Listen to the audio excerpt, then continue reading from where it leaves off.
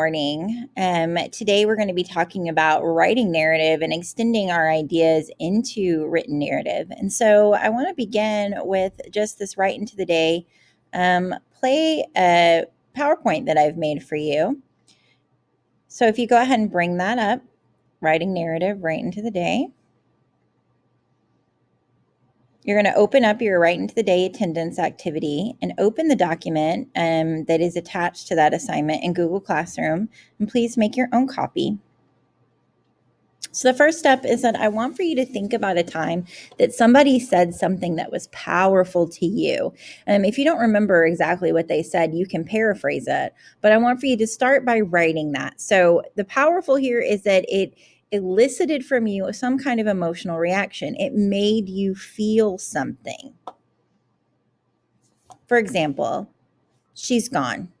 Okay, that means something to me. You might not know exactly what it means. That's okay.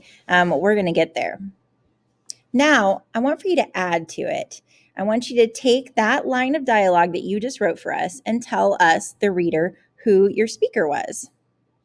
So my example here would be, she's gone, my mother said to me. Now, we need to feel a little more. Narrative, good narrative, is about feeling and emotions. And so what I want for you to do is to take your line of dialogue and the speaker that you've added and give them some kind of emotion behind the phrase. She's gone, my mother said, her eyes filling with tears. So I've just now given the reader some insight into what exactly is going on here. You're still questioning what is going on, who's gone, why is her eyes filled with tears? So I want you now to put yourself into the conversation. Add a sentence or two about how you feel in response to the dialogue delivered to you. My example is, she's gone, my mother said, her eyes filling with tears. Disbelief flooded my heart. How could my grandmother be dead? So now you're probably wondering, where are we? Where is this happening? Is it outside? Is it at my house? So what we want to do is we want to add a sentence or two or three of details that reveal the setting to the reader. You might want to put it before or after your dialogue. You can take some time to play around with it. I want for you to take about 3 to 5 minutes to really create a sense of setting. So setting is going to evoke to your reader a sense of time or place, and it's going to help your reader picture and bring to life the reality of what it is that you're writing. So my example is, she's gone, my mother said, her eyes filling with tears. Disbelief flooded my heart. How could my grandmother be dead? The 2-white floor of the hospital shocked my already overloaded system. The smell of cleaning products and alcohol assaulted my nostrils.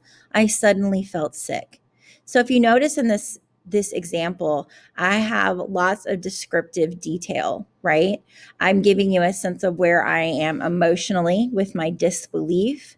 And then I have a sense of where I'm at. So you know that I'm at the hospital. You get a sense of what the smell of the hospital is. And then you also get a sense of what the speaker is going through, that there's disbelief that has led to a feeling of sickness. So now I want you to take another 3 to 5 minutes to extend your dialogue into a full paragraph.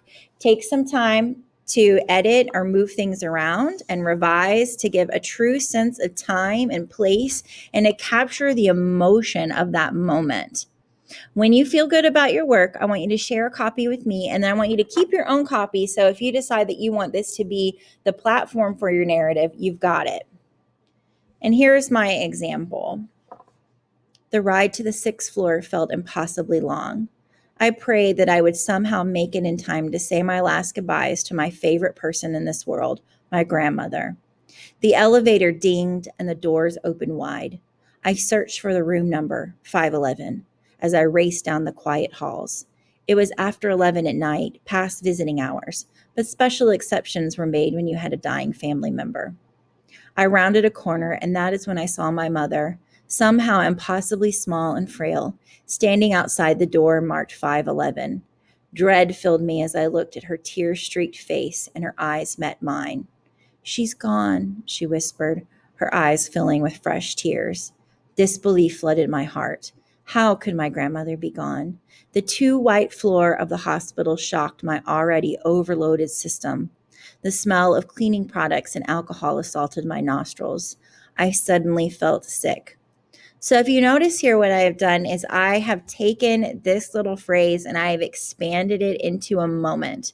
And that's what we really want to do with our narrative assignment. We want to expand it into a moment, into a time frame into your life that your reader can feel and experience. So play around with this a little bit and then send me what the first starting ideas are. I'd love to see what you're coming up with as we talk about and work on this today.